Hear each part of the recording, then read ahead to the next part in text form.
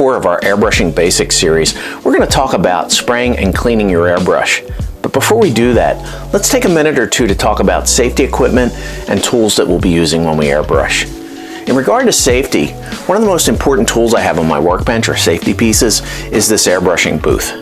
This booth has a lot of area for me to spray in and move things around. It has a great light so I can see what I'm doing, but more importantly, it has a spark-proof motor.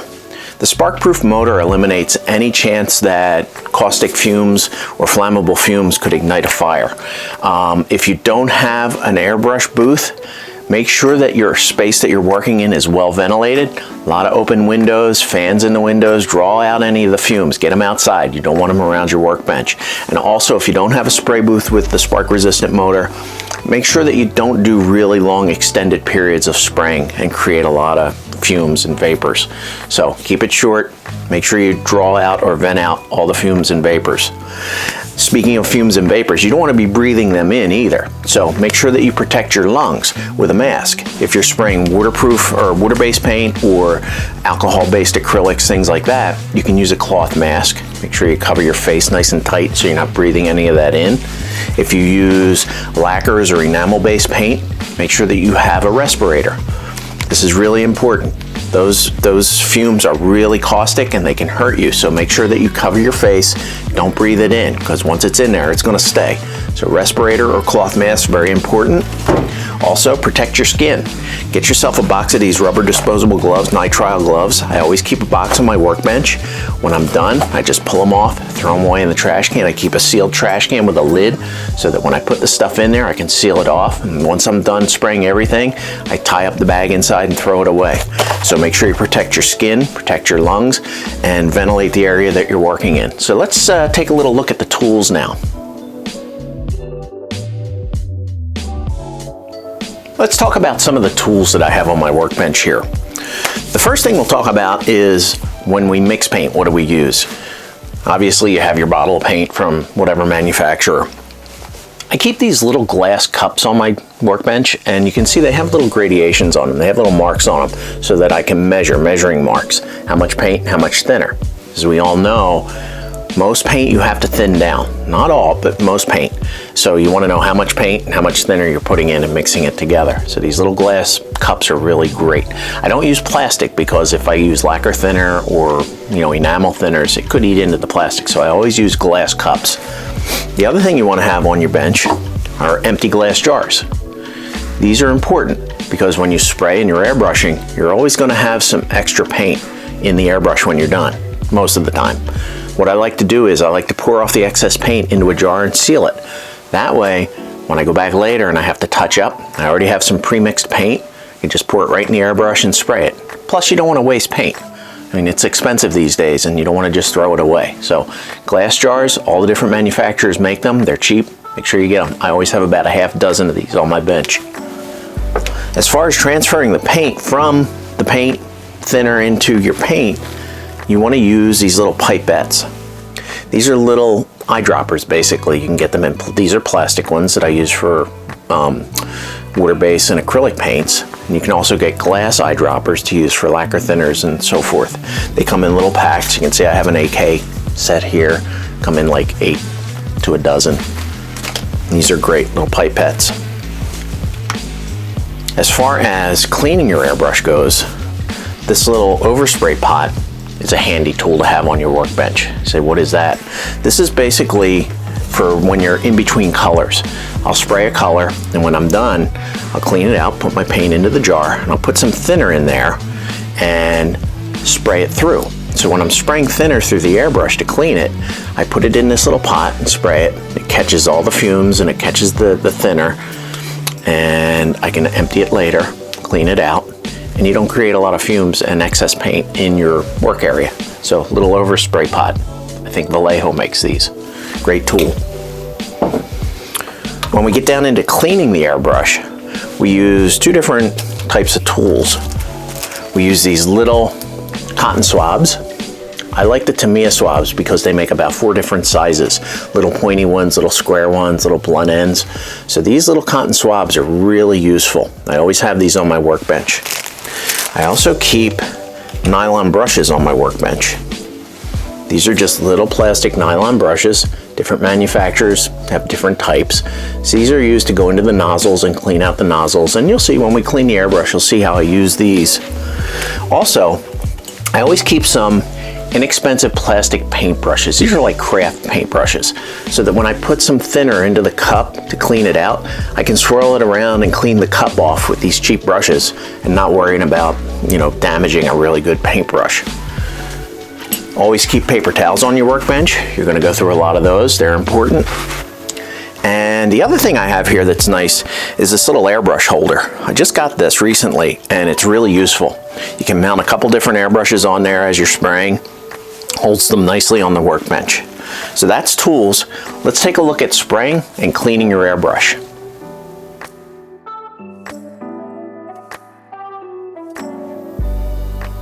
The three key factors to spraying your airbrush are operating air pressure, paint mix, and technique. And we're going to take a look at each one of those individually. So let's get right to it and do a little bit of spraying.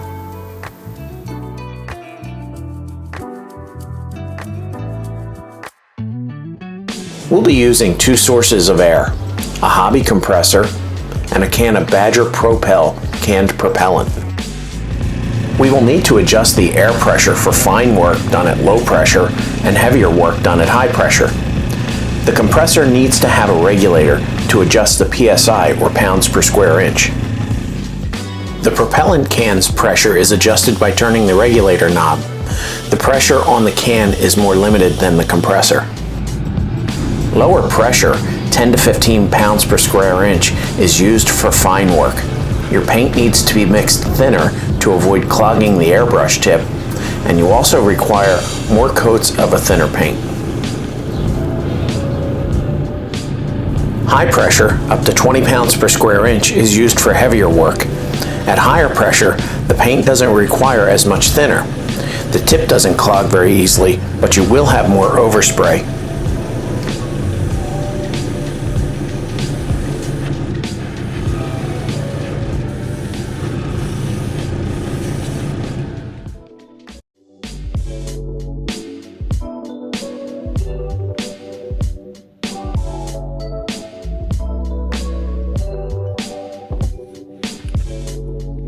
Most paint requires thinning for use in an airbrush.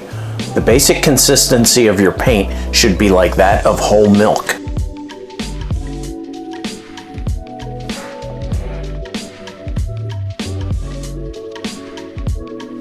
We'll be thinning Revell Aquacolor paint with their Aquacolor Mixed Thinner.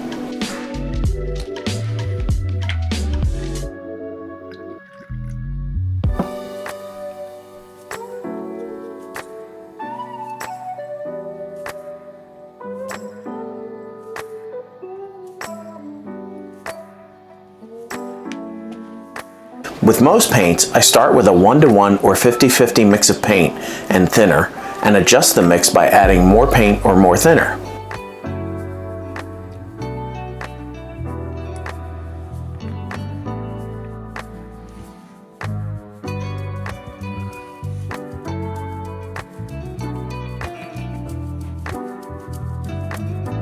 Revell suggests a 4-to-1 mix of thinner to paint for aquacolors since it is fairly thick out of the jar. Once you've thinned your paint to a milky consistency, load it into your airbrush and do some test spraying on a test sheet or an old model. Make sure to match the air pressure to your paint mix.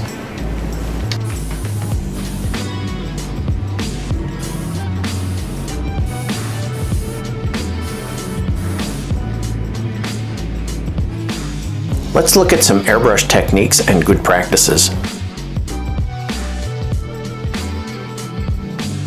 Always spray in short parallel strokes to the surface. Don't spray too heavy and maintain a constant speed. Make sure to stay parallel to the surface.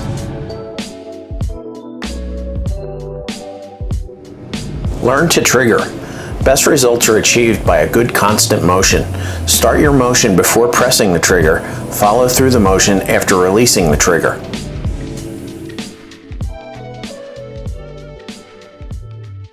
Masking or frisket is used mostly when more than one color is applied. A new frisket is cut for each color and covering any area that should not be sprayed. Here's an example of using Badger Photo Frisket to create reverse stencils.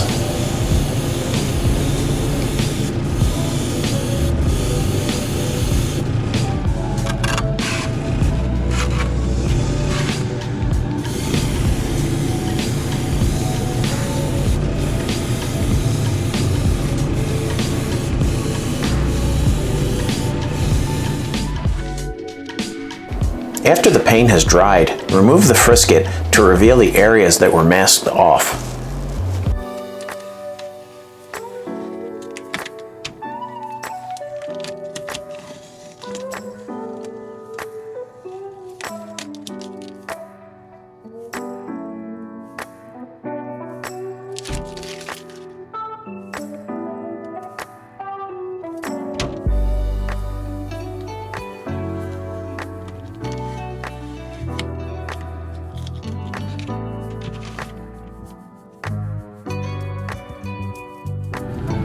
Tape is also a great way to mask things off.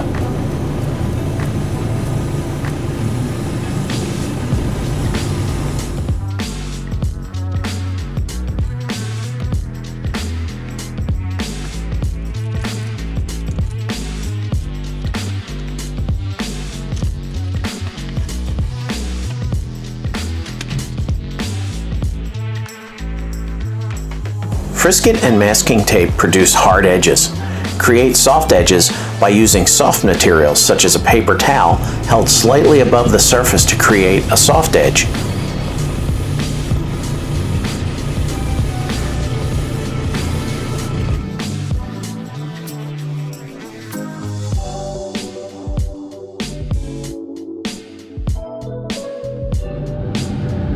The only way to become proficient at airbrushing is to practice, practice, practice. Do some of these exercises on your own to hone your skills.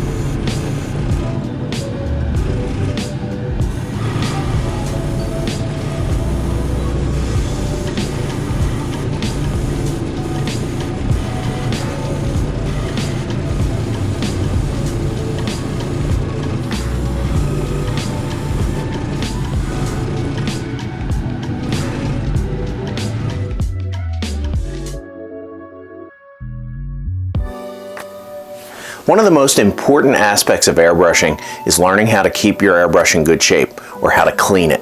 So let's take a look at how to clean your airbrush.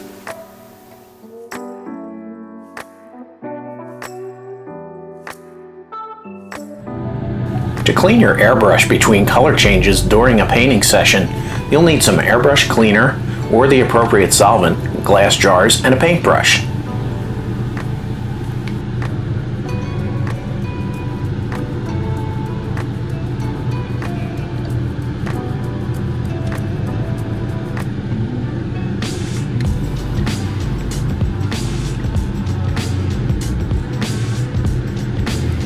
First, save the excess paint that you didn't spray for future use.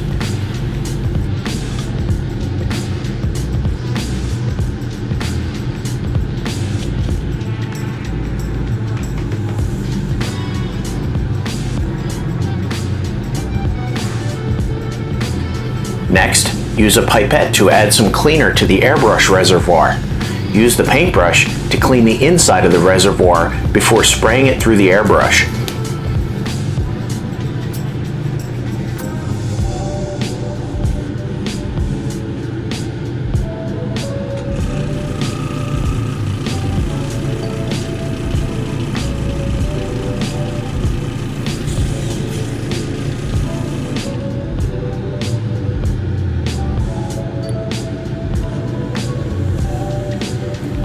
I like to do this twice to make sure the reservoir is nice and clean.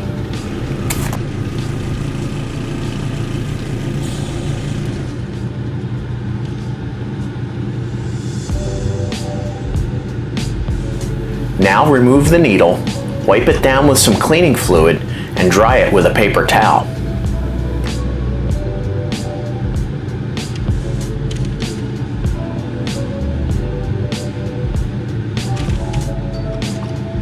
Now reinsert the needle, and you're ready for the next color.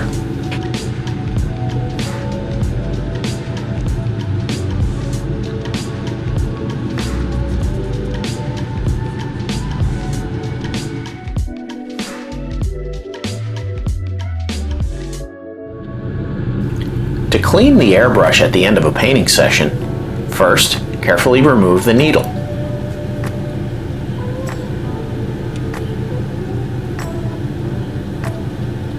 Next, carefully remove the nozzle assembly.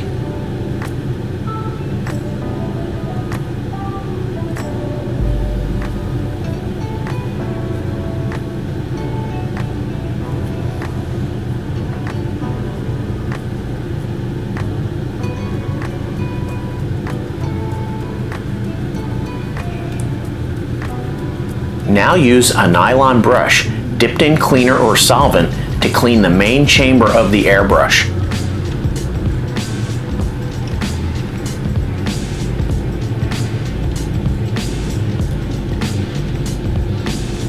Next, use a nylon brush dipped in cleaner or solvent to clean each piece of the nozzle assembly separately.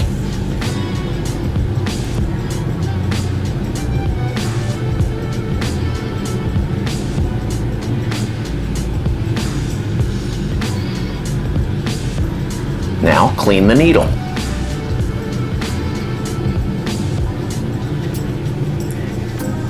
Now it's time to reassemble the airbrush.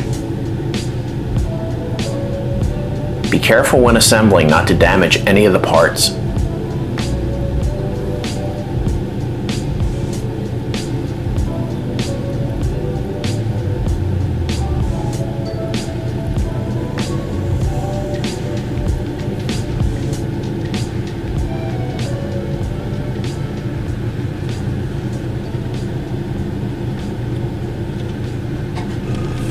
Finally, spray some cleaner or solvent through the airbrush and you're ready to go. Well, there you have it. That's spraying and cleaning your airbrush. We all have different airbrushes. I use Badger and Paget. There's other brands out there, but all these techniques and ideas are pretty much the same and they all apply to all the different airbrushes. So take what you've learned, apply it. Hopefully you'll do some really great work, and until next time, happy airbrushing.